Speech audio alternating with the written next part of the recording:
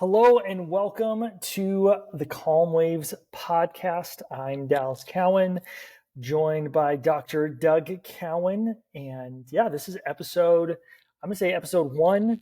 We tried to do this a couple years ago, but we're redoing this and talking a lot about the experiences we've had.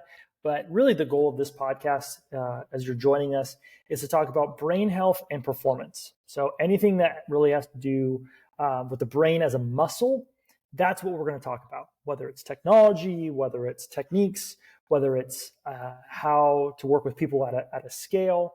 That's what we're going to talk about here on the Calm Waves podcast. So I want to do a little introduction just to start. So Dr. Doug Cowan, also known as Dad, if you want to give a little background on who you are, what you've done, and just for somebody new who might be joining us here today. Sure, Dal, thank you. Yeah, I've been in the mental health space for 35 or 40 years, licensed as a marriage and family therapist, doctorates in psychology, and just been around a long time. I have been in private practice for a lot of years, working with people and families one-on-one. I have been in the psychiatric hospital space for a couple of years, running half a psych hospital. And I've been working with biofeedback, brainwave biofeedback, or different kinds of neurofeedback for over 30 years. Even spent some time through those years in ministry, full-time as a pastor and part-time in ministry in our community.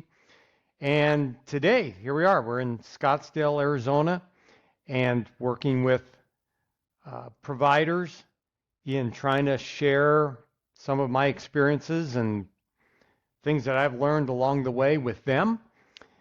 So kind of trying to help people who help people these days. And Calm Waves is something that Dallas and I started a couple of years ago, and we're just excited to be able to work with Dallas and sometimes with Grant, our video guy, and it's just really fun. Maybe we'll be able to work with you one day too. Absolutely, yes. And I want to, because it's one of my favorite stories that you tell. Give a little bit, tell the story of how you got into brainwave biofeedback, kind of started the journey for you. Yeah, I was really medical model when I started. I mean, I'd come out of school and got licensed, had my doctorate, and I was working in the hospital setting for this time. So I was hanging around with doctors all the time and nurses and other psychologists, therapists, counselor people.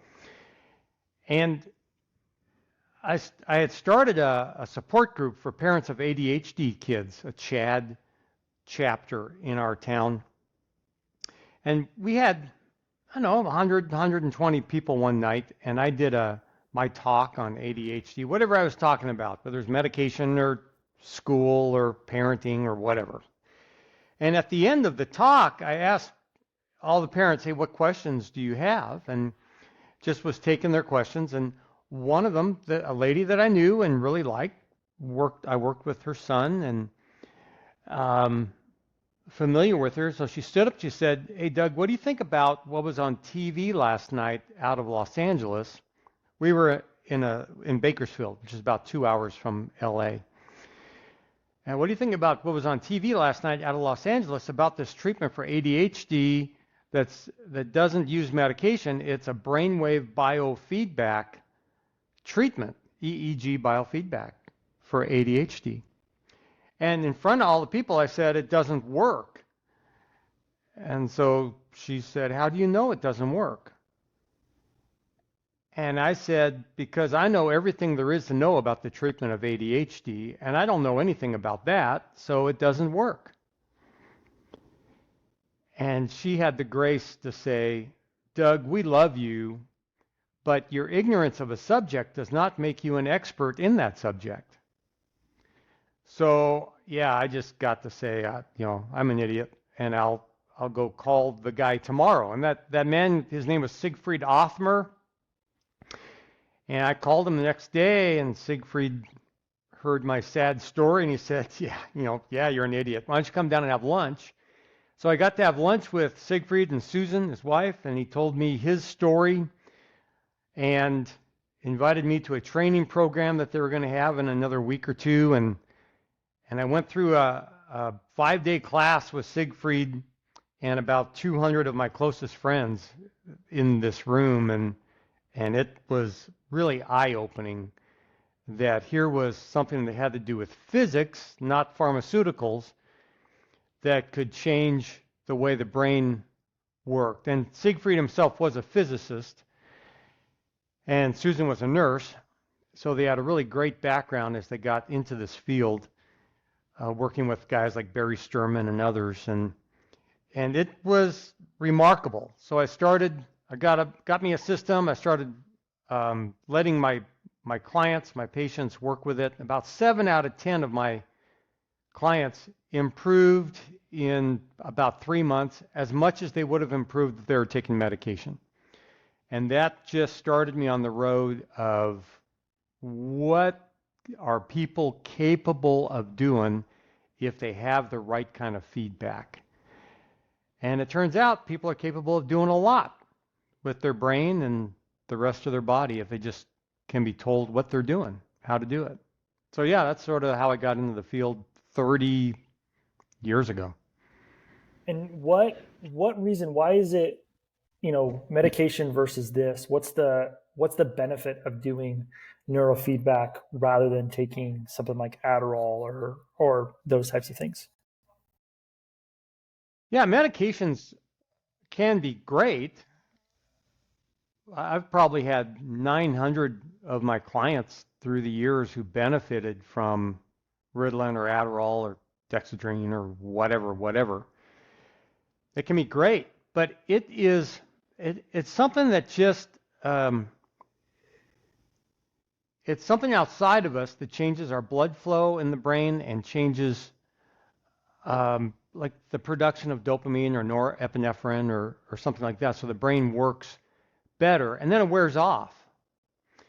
And some medications start to require more and more in order to maintain their level of performance, and others don't, but they all wear off. So the classic Ritalin is a 3-hour medication. So you take it in the morning, by lunchtime it's wearing off, and you take it again at lunch, and after school it's wearing off, and you take it again in the afternoon and it's wearing off. And it's more like this. It's more like a good cup of coffee than anything else. You take it and then wears off, and you have another one.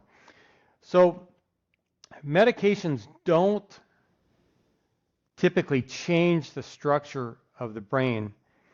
And once you start them, it's not necessarily medications for ADHD because they're more temporary, but let's say an antidepressant.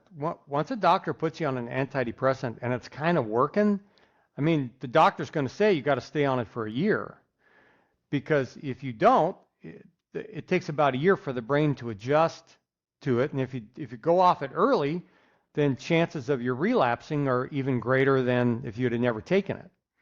So medication it's a two-edged sword. It can be fabulous, can change your life, can make a day or night difference in a person's life, and it can be problematic in some people's lives. So it's it's something really to be considered carefully and managed carefully if somebody's taken medication for ADHD, focus, concentration, sustained attention, or anxiety, or depression, or those are the most common kinds of things people take psychotropic medications for.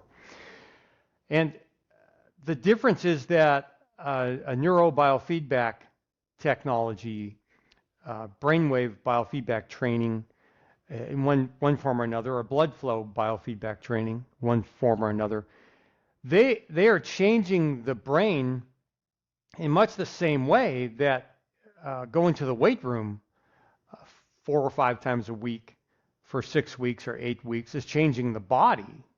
The body cannot not respond to a good weightlifting program.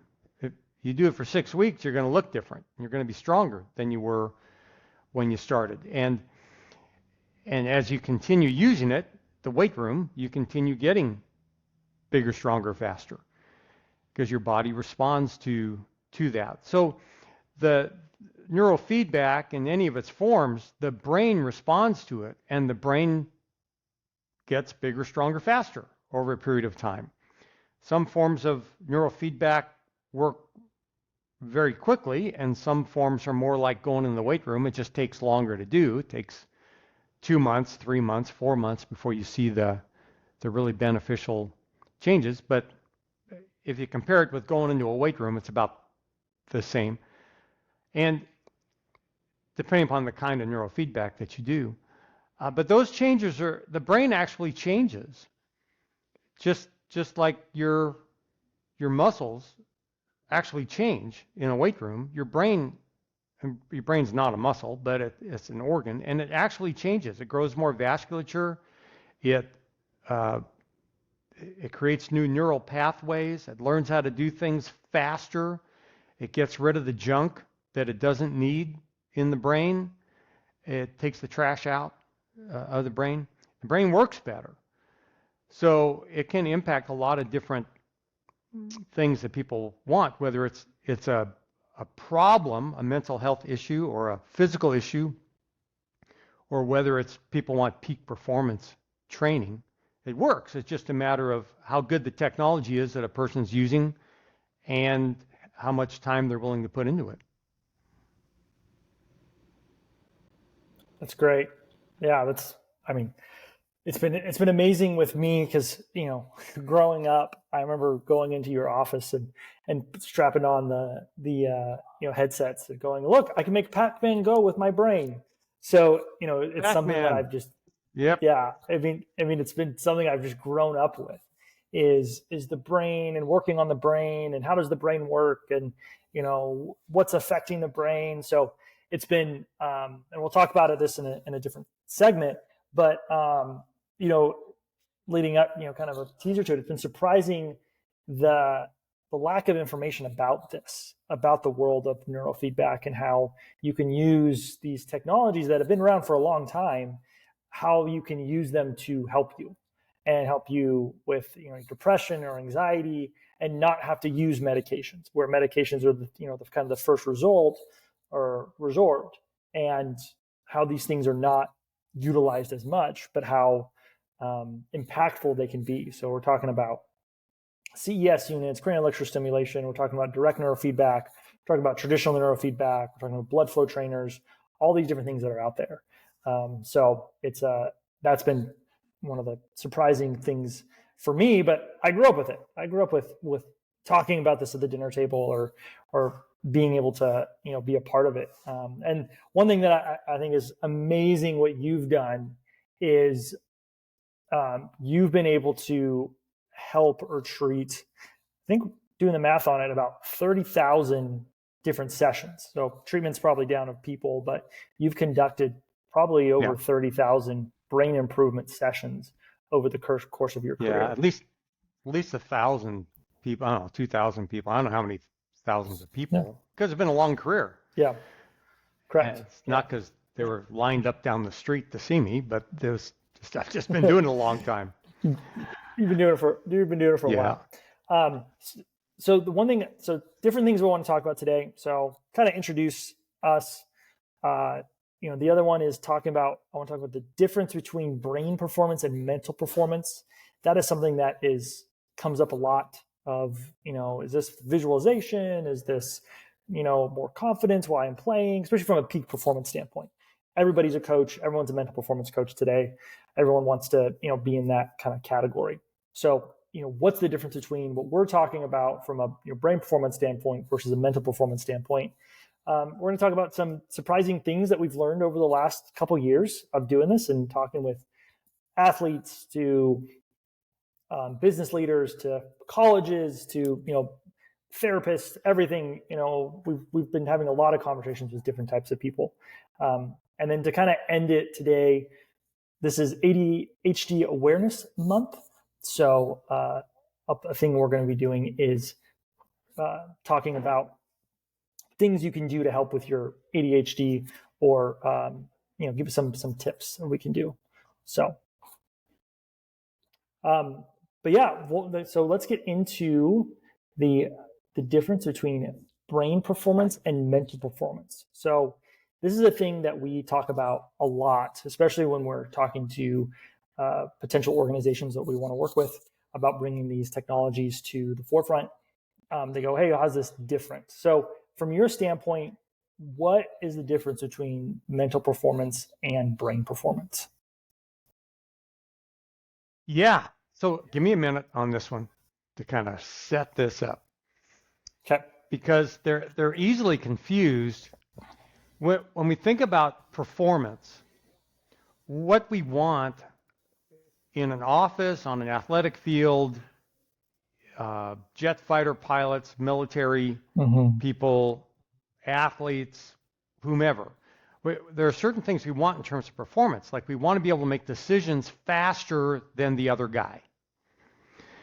And we want to be able to make right decisions faster than the other guy.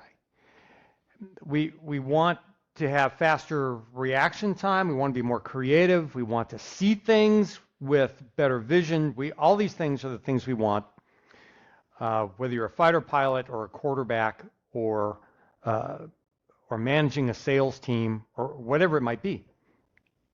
So some of those things are in the mental performance world. Some are in the brain performance world. And in the mental performance world, there are certain strategies that you can learn to prepare yourself to make decisions quickly, no matter what comes up. So you're practicing strategies. You're learning strategies. And then you're practicing doing the thing you're going to do. So you're practicing the sales presentation 15 times. And as you practice the sales presentation, after your 10th time, you're doing things, if you do it right, you're doing things like somebody walks in the room and asks you a question out of the blue while you're doing the presentation. Somebody's cell phone goes off while you're doing the presentation. You have variables that happen that you have to respond to. You practice that so it doesn't catch you off guard during your presentation. Military training, instead of just kicking in the door 30 times and trying to do it a second faster, you're kicking in the door 10 times, and then you're practicing things like there's a kid on a bike with a cell phone. There's an ice cream truck that just came down the street. You practice things that are unexpected. So when you're actually executing the mission, you can respond to unexpected things better. These are mental strategies that you're doing to make decisions faster. The brain is the machine that you're driving. So maybe a bad metaphor, but maybe a good metaphor is this. Think of a Formula One race car driver. And I think of that because some of the technology that we use is used to train Formula One race car drivers. So think of the machine, what the machine looks like, and what the track would be like, and the driver. So before the race, in the 2 weeks before the race, the driver is working with his team on decision-making, cognitive performance. He is practicing the track, practicing driving the track with video games. He's practicing responses to different things that might happen through the video game. He's walking the track. He's walking the race course before the race to see everything. He wants to see everything. He wants to see what the pavement looks like. He wants to see what's sticky, what's slippery. He wants to be as mentally prepared to compete in this race as possible. And then when he is all ready and they say, gentlemen, start your engines, or whatever they say in Formula One racing, when he slips inside the machine, he's going inside a machine that has also been worked on for the last 3 weeks. That machine has been tuned up so it can go as fast as the brakes can make it stop. It has great brakes, great suspension. The drivetrain is tuned, the engine is tuned, the tires are ready, and that machine is competitive. And so the driver becomes one with the machine and is going to drive the machine.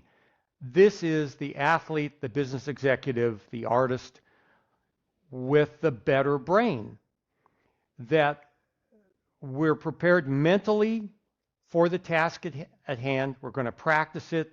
We're going to make better decisions. We're prepared and we're confident because we're so prepared for the situation. That's mental performance.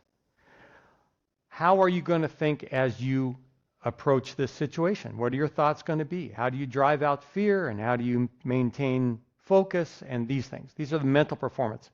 But you slip inside the race car, that is your brain.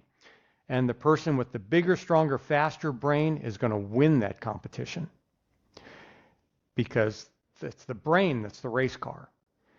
So that's the best metaphor that I have is while we are both competitive athletes, and I had the opportunity to coach at a highly competitive level, baseball, and I got a doctorate in psychology. I understand a lot of these things. I understand how people think and how to help them think better. I get that. But what we're doing is we're helping tune the race car so that the driver can win this race.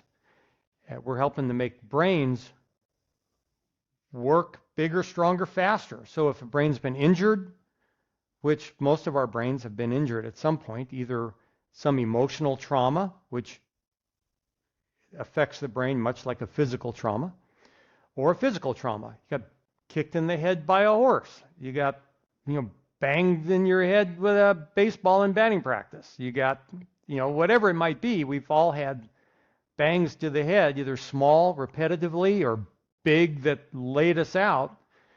Those things jam up the function in the brain a little bit. So we work on optimizing the brain performance, helping to bring healing to the things that have been hurt, and then take the brain into the weight room and help the brain come out to be a bigger, stronger, faster athlete as the brain itself. Yeah, especially when I don't know if that explained it well. No, that was great. No, I think with going from driver to a sports car going, we want to make the sports car as fast as you can, because when you're competing, whether it's in sales or in a sports, it's those little fine-tuned things that are going to make you win, and we see that in sports more than anything. The things when I talk about the difference between brain performance and mental performance with somebody, I talk about it in the sense of it's software versus hardware. Is when you have software on a phone, that's mental performance. You can only, but we work on the hardware. So we want the RAM to be faster. We want the GPU to be faster because it can run faster programs too. So if you have someone who's stuck, if you're like, man, he's got he's physically fit, he can do what he needs to do, but between the ears, he's a mess. It's like, yeah, we can help fix those people because he's got the software all built, but he needs to fix the hardware so we can run the next system, the next iPhone or whatever it is. So, that's where I see the difference. The other thing is from a competitive standpoint, I remember listening to a podcast on a poker player. So he's a competitive poker player, and he said, I don't want to be the best. I want to make the most money. Meaning he knew that if he could mentally outlast the other person, he would win. So everyone kind of starts, kind of the same, but you're eventually going to taper off when your mental performance. So if you have a bigger, faster, stronger brain, your mental performance is going to stay up longer than the person who doesn't train it. So that's how we see it too, is if you can mentally outlast that other person across, or be more sharp or listen better or whatever that aspect is, you're gonna produce more. So that's kind of the difference between brain performance and mental performance. Anything else you got on that subject, Dad? Well, I hope that sort of describes it, that there's a lot in terms of, like you said, longevity, being able to go longer. Because you were making me think about a client that I had a few years ago who was a professional poker player and made good money. And we were looking at it was a she, how to help her make more money. And part of it was losing less. And, just don't lose a hand. And the other part was knowing when to play. So we got her playing only Friday, Saturday nights at their local casino in Los Angeles after 9 o'clock, when all the men in there with their girlfriends sitting by had already had 2 drinks and they were just going to keep drinking. And she would show up and stay with them until they weren't thinking well. And then she'd win several $100s, and that's when I said, go home. Don't get all amped up and play emotionally at this point. Don't give it back to the table. Go home. And this person did really well as their part-time gig because they were into making the money, not into competing. It was a business. So that was fun, actually, working with her. She was, it was good student, good client. So Absolutely. yeah, I think a lot of it is decision making. How fast we can make decisions, because that carries over into business. How fast we can make good decisions. We can all make decisions that are bad decisions, but how fast we can make good decisions. And that is what the athlete needs. That's what the person in business needs, is just how fast can we process the information that's coming in so we can make good decisions and win whatever it is we have to win. Win that minute. Win that 6 seconds. Win that. So that's why we want the brain to work better. Absolutely. And that's what our goal is, to help the brain work better, make it work bigger, faster, stronger, and do it at scale too. So not only with, one client at a time, but also at, how do you work with 100 players? How do you work with, how do you work with it at scale? Because that's the, you can go into a neurofeedback center one-on-one, get some training, get some work done at a clinic. But when you're talking about a team, or you're talking about whether it's a sales team or a football team or baseball team, how do you do this at scale so that it helps the whole team involved? So moving on to next, what are some surprising things that you have learned or seen over the past few years of doing this, something that's outside of your practice, but now trying to help teach people how to help people? I mean, that's kind of our goal, is to help the helpers, is people that are in nonprofits working with, aged out foster kids, or football teams that are trying to help their players that have repetitive head impacts in their academics. What's something that you've gone, hey, I was not expecting this? So, yeah, let me give you a couple of things. One is going to be in the realm of football and contact sports and the brain. Another is just in the world of how people responded to it. When we talk to people about what we do, the brain performance, like we're talking to people on this podcast, they're like, nobody's indifferent to it. I mean, very rarely somebody says, "Oh, well, that's nice," and then walks away. That people are either like I was 30-something years ago, "Oh, that doesn't work," because I've never heard about it, so that defines whether it works or not. I know everything there is to know about this, and I don't know anything about that, so it doesn't work. So, I mean, I certainly can empathize with those people, because that was me in front of a bunch of people saying that. And there's that, or there are people saying, well, this solves the problem that I have because X, Y, and Z, because the kids in the foster care system are tired of talking to a therapist for the last 15 years of their life about their trauma and not really getting anywhere. They're tired of meeting with therapists and doing talk therapy. So if this will help them, that's a solution to my problem, right? And they get excited about this. Or the football team, they get excited about it. So they're either like it doesn't work or I'm excited about this. And that has been a surprise to me of it. That people, the people in my profession, these are people who, the mental health field, whether it's drug and alcohol treatment or whether it's counseling or psychology or psychiatry. These are all people who are professionally trained and have been, most of them, and in most of those fields, have been through graduate school, have at least a master's degree, some have doctorates, some have residencies beyond that. And they're highly educated people, and they say, I don't know anything about this. So there's a part of me, after doing this for 30 years, I look at that, just go, how is that even possible that you don't know anything about this? This isn't brand new. I mean, this stuff's 30, 35, 40 years old. It's been researched for the last 40 years, published research papers, at least 2,000 published studies, maybe 3,000 published studies on these things.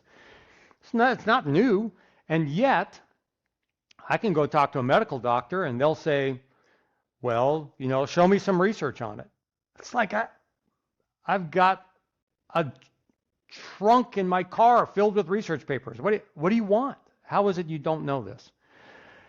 So it's really interesting in that way that it's such a powerful technology, and yet so few professionals have been taught about it, and it's because they don't teach it in school. So that's the first thing. And then the second thing is, once you get out of grad school, if you're going to be taught about some kind of intervention, it's all pharmaceutical medications. So as a young therapist, I knew a whole lot more about medications than about any non-medication treatment, and led to believe by the people who taught about medications that nothing else worked. That diet, oh, that's a bad intervention for any kind of mental wellness issue or mental illness issue. Diet, that doesn't work. And exercise, that doesn't work. And this or that, there's nothing. Biofeedback, that doesn't work. Only our pills work. That's how we're taught. And so give that enough time, that's what we come to believe. So I've been surprised at that. That's why I think athletes who have had concussions, athletes who are dealing with ADHD, athletes who are dealing with anxiety, they're like, yeah, show me something else. What else you got? Well, we got this neurofeedback. Hey, let's try that. They're more open to it than a doctor is. I really believe I could talk to 100 medical doctors about this, and one would be interested. That they're just like, I know what I do. This is what I do. What I do works most of the time, so this is what I do. And I'm going to just stay with it. So finding mental health professionals, medical people who are open to actually reading the research and finding out, hey, there's other stuff that actually works. That has been, I think, the biggest surprise to me. This technology, our flagship technology is direct neurofeedback, and it works 85% of the time. It helps people with a wide-ranging set of issues, from anxiety to ADHD to stroke and Parkinson's, depression. 85% of the time it makes a positive impact in people. And pharmaceutical companies would be really hard-pressed to come up with a track record like that. So that surprises me that professionals aren't more open to saying, all right, what you got? Show me what you got. Let me read the research. Let me see what you got. Yeah, I mean, there have been hundreds of thousands of sessions completed and people who have used the technology. Sometimes, sadly, under the same umbrella of the neurofeedback umbrella, you have something that you buy on eBay for $100 and you try it for a month and then you stop doing it and you say, well, it didn't work. Well, yeah, I mean, just like weight training doesn't work because I bought some bands for $15 at the sporting goods store and I tried it for a couple of weeks and I didn't look like Charles Atlas, so weight training doesn't work. You know, it's that same kind of attitude, really. But so that's been surprising to me, is that professionals aren't more open to it, but many are. I mean, some are. You know, those are the people that we work with, are people who say, I want a system, teach me how to use it, I'm going to use it with my clients, and I'm excited about the difference it's going to make in their life. Another surprising thing for me has been, as you and I have been doing research on not just concussions and treating concussions, but this whole field of repetitive head impacts and what it does. I remember James Smith, Dr. Smith was at UCLA in the neuropsych department, and it was like 25 years ago. I was in his office, good guy, and he was a physiologist, a brain physiologist guy. And he was talking to me about not just concussions, but he was saying sports like soccer, we're going to find out that they are not brain friendly. We're going to start seeing, as more and more kids are playing soccer and heading the ball, we're going to find out it's not that great. And I, you know, in talking to him about it, he was the first one to talk to me about repetitive head impacts. They're not concussions, but they're just repetitive bangs on the head, what it does to the brain. So that was a lot of years ago. And now research is finding that you don't have to be a boxer to have your 60 or 70-year-old brain kind of turn to mush. You don't have to be an NFL football player. You could be doing other sports that had these repetitive bangs to the head. And it can be, I mean, this is the surprising thing to me, is, yeah, it can be soccer. So I understand that they're teaching kids how to brace better when they're going to head the ball and not make it just like a fun thing to do in practice, but teaching that better. They're teaching people how to tackle better in football. But Susie yesterday met a young lady, 17 years old. She's had 6 concussions. Cheerleader. I mean, what? Where does that come from? We think about, NFL football player, Steve Young, you know, retires because he got one too many concussions. And his wife said, you're out. We're done. All right. So we know about concussions that way, ending a promising, a fantastic NFL career. But cheerleader, you know, where does that come from? We're not expecting that. And gymnastics, women's lacrosse or field hockey, or, you know, these other sports that come out of the blue, finding out just how many female athletes are really at risk for some kind of head problems in their 50s, 60s, and 70s because of the sports they're playing in high school and college. So those are a surprise. It's not really a big surprise at football. I think learning that the more years you play football, the higher your risk gets for having CTE in your 50s and 60s and 70s. To some degree or another, either mild, moderate, or severe. But the more years you play, that was a surprise to me. It's not how many times you got knocked out playing. It's not how many concussions, but it's how many years you played. So anyway, those are some of the things that have been a surprise to me over the last couple of years that make me concerned about people and want to be able to expand the technology that might actually help them to a number of providers around the country.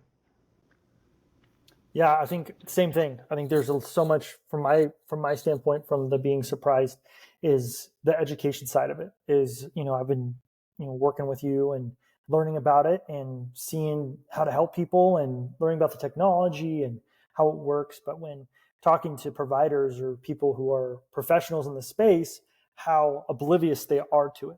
Oh, I've heard of it, maybe. And even going to on the performance side of things is going, hey, here's a better tool for your team because it's scalable, because it's a technology, if you can implement it, and how resistant professional mental performance coaches are that are at the organizational level. That's probably the biggest thing for me is whether it's a college or a baseball team, being able to talk to them and going, hey, I think we have something better. But because they weren't taught it, because they rather do breath exercises and visualization, they're not even open to seeing it. Some are. I think that's going to be the future. We'll work with some people that are bringing it to the table for more brain performance side of things, but it's not commonplace.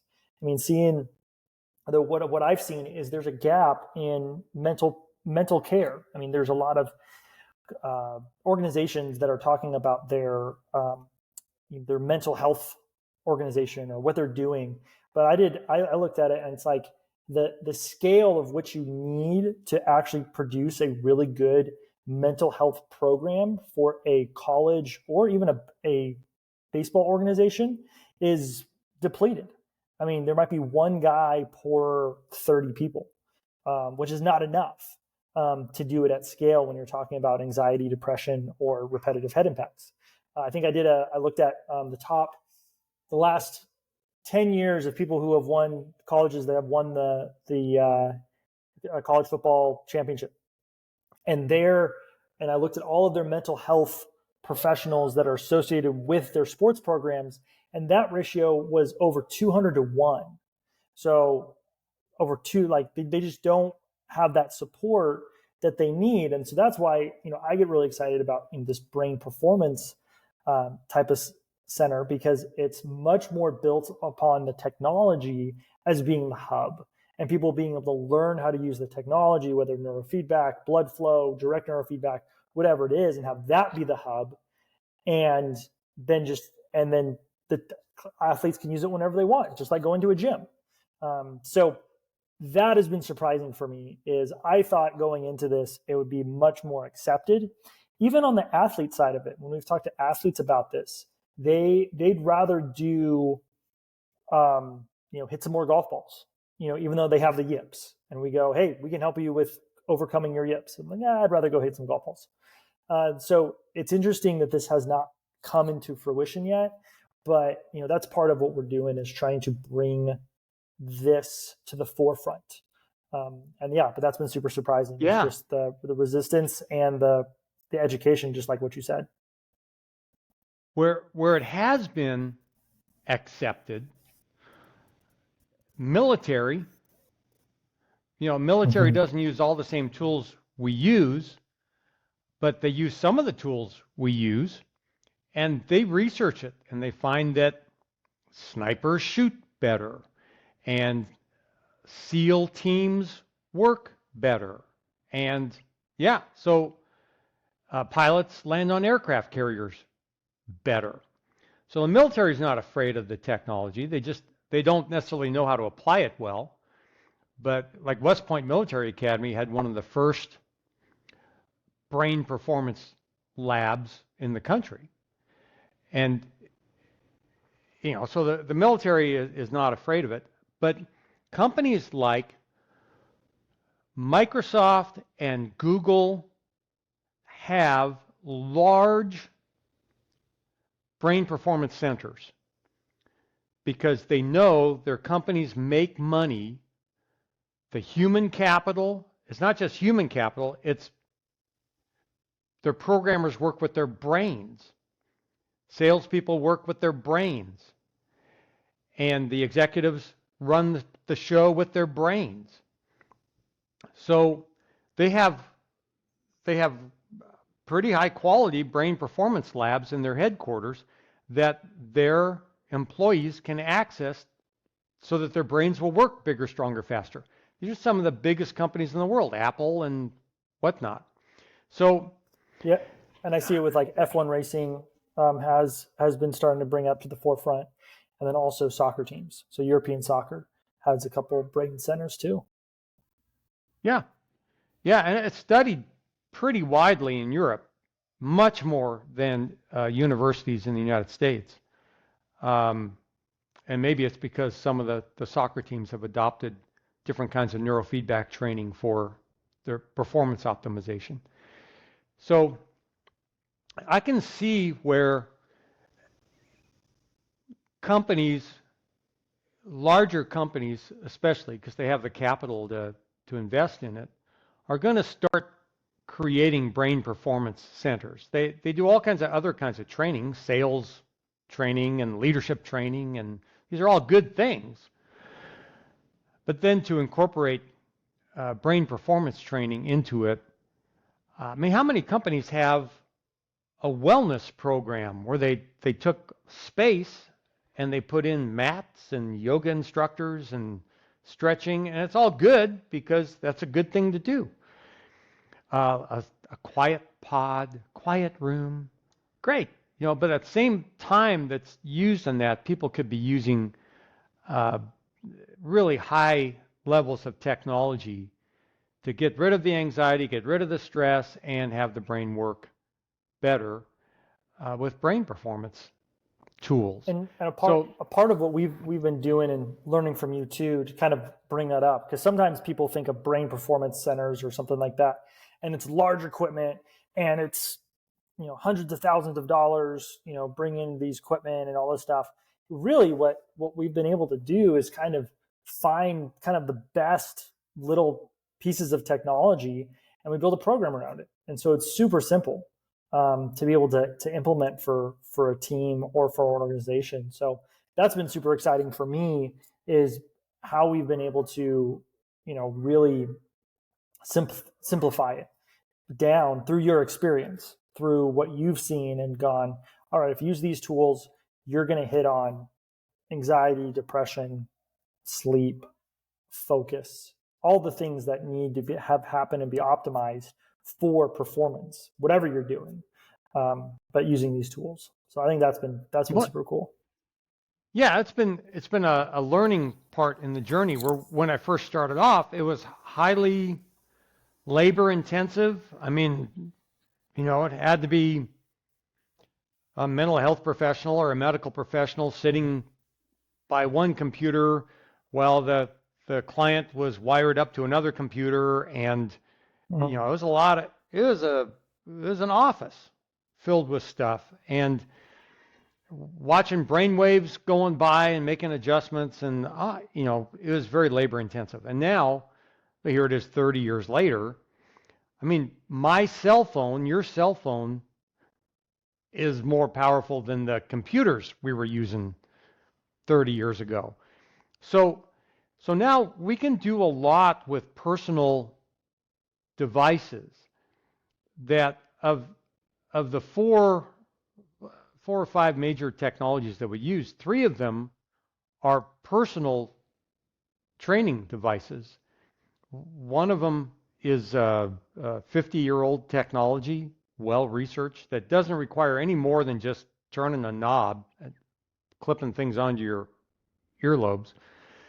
It's real simple, and they're fascinating at their effectiveness with the back part of the brain, with anxiety, depression, insomnia, those things, post-traumatic stress disorder.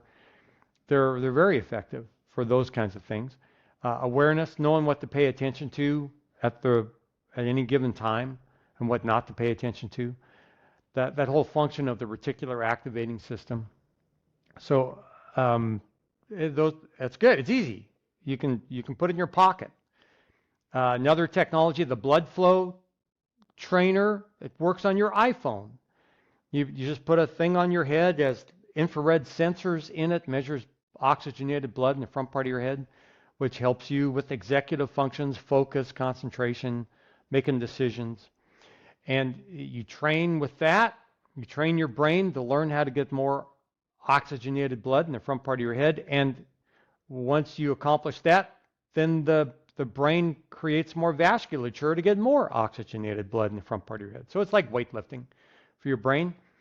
3, 4, 5, 6 months of training with it, and your brain's working differently than it was before you started, without Ritalin or Adderall or Dexedrine. Personal device. Another personal device that, again, is a headband. It's a brainwave device. It has dry sensors that pick up your brain waves and help train you to be like a Formula One race car driver. How is it that they can drive at 200 miles an hour for a sustained period of time? It's because their brain works differently than my brain does. So they train their brain to conserve glucose while they're focused and calm and competitive. Their brain just works differently. They have to train the brain to do that. It doesn't happen by accident. Some people can train their brain to do it. They get into the car. Other people cannot train their brain to do it. They never get into a race car. They're driving, midget cars at 60 miles an hour, not F1 cars at 200 miles an hour. So it's fascinating. I'm not saying they can't do it. It just, they may need to take a year or two to learn how to do it. It doesn't come easy to them. So personal trainer. So 3 of the highly advanced technologies that we advocate are personal devices people can use at home, in the office, in the locker room. Yeah, they're personal devices. And only one, maybe 2 of them require, labor intensive. Somebody's got to be there, and you got to have a laptop, and you got to have some other equipment, and you got to get wired up, and but they're the best. They're great. I mean, they're the hospital quality devices that are really, really good. So you put them all together in a package, and you get great outcomes in a clinical setting, in a business setting, and a sports setting. You get great outcomes. Absolutely. All right, to kind of wrap this up, it's ADHD Awareness Month. And I know you worked with a lot of kids with ADHD and adults with ADHD. What's something that you have seen that someone could take away? If someone identifies as, I might have some ADHD tendencies, or I have ADHD, what's some things that you recommend for them? Yeah, I just talked to a guy he's a monk in New York. He called me a few days ago, some questions about attention deficit disorder. And how about that? A monk in New York. And I'm in Scottsdale, Arizona. That's what a small world this is. So he had some medication questions. Taking Dexedrine, and he was taking too much, so he got overfocused and zombie-like and was making mistakes because he wasn't noticing things that were obvious to everybody else in the room because he was just overfocused. And so just talking about medication doses and how to talk to his doctor about medication and so on. So medication's an interesting tool that if it makes a day and night difference in somebody, it's awesome. If what you're doing works, don't mess with it. If it doesn't work, do something else. But there are other things that work as well. And so I always encourage people to try a really good eating program first. Because it's never a good thing for us to put chemicals in our body that we don't really know what we're doing. To eat junk food. I mean, even junk food and medication. If you have a kid, you have a teenager, you have an adult who eats junk food and he's taking medication, you're just messing up the medication because junk food is more powerful than medication. So to get on a very rigorous eating program as if you were an Olympic athlete. Look at the labels, the ingredients labels. If you can't pronounce the ingredients, don't eat it. That's the simple rule. Can't pronounce it, don't put it in your body. So that cuts a whole lot of foods out of our shopping cart, and we eat things like apples, turkey and water, and things like that are just healthier. Are they more expensive? Yeah. In the long run, are they more expensive? No, they're not. Just eat healthier. And that can help a lot of people. I think different protein powders can help a lot of people. A high protein, low carbohydrate breakfast can help a lot of people get their brain ready for the day. And then there are different forms of neurofeedback that can help people as well. The blood flow trainers, I think they're going to show themselves as universities are researching the new generation of blood flow trainers. I think they're going to prove themselves to be every bit as effective as medications, psychotropic medications for ADHD. And then other forms of neurofeedback, brainwave biofeedback training can be very effective. You can teach your brain how to work differently if you get the right kind of feedback. So there are a number of different providers around the country who provide all different kinds of neuro biofeedback, brainwave biofeedback. I've liked the direct neurofeedback. You don't have to do much. It's pretty passive. And I used it clinically for the last 12, 15 years, I guess. People with ADHD respond really well to that. Their brain gets way more organized, way more functional. Life gets way more organized, way more functional. And then I like it in conjunction with, these other personal kinds of neurofeedback, especially the blood flow neurofeedback. And then there are some games, like tell people about the dual N-back free app that you can download, because you did that very successfully. Yeah, so it's called Dual and Back. It's a studied brain performance game. It helps with your working memory. It's complicated to talk about over on a podcast because it's kind of once you learn how to play it, it's great, but it takes a little bit of a learning curve because you have to listen to sounds and then also see patterns and be able to remember them at the same time. So it's kind of hard to understand, and you have to remember the patterns, but you have to remember how many back. So that's why it's dual and back. So it could be 2 numbers back, 2 patterns back. You have to remember what's going on. And if it repeats itself, you give a prompt. Yep, this happened 2 prompts back. This happened. I heard this sound 2 things back. I saw this pattern 2 things back. But I highly recommend. But it's not over then. It keeps going. It keeps going. Oh yeah, it's a continuation. Yeah. So you do it for like a minute, and you have to be actively engaged with it. Johns Hopkins University did a study on it, and they saw it was the most impactful brain game that they have studied, because brain games are tough because you can either get better at just the game, your score goes up because you get better at the game, but they saw this actually impacted other parts of the brain. So not just getting better at the game, but also they tested the subjects in different areas. They did brain scanning, and they were like, yep, this helped. This was the best. So Dual and Back, easy, download it. Yeah. It's a free app, and it's just like any kind of weightlifting, right? You just put in the time. Yep. Get through the frustration. Absolutely. When you first walk into the gym, hey, you know what? You're not as strong as that guy over there who's been coming for the last 6 years. Just get over the frustration and keep your world small and just work on your stuff. And so the dual end back is like that. You're not as good as the guy who's been doing it for 30, 45 days. It's frustrating. Just get through the frustration and keep going. So those are some things that I certainly recommend for people to consider. There are interventions out there that can make a day and night difference in your life, and keep working until you find it. Great. Oh, get off. There we go. That's great.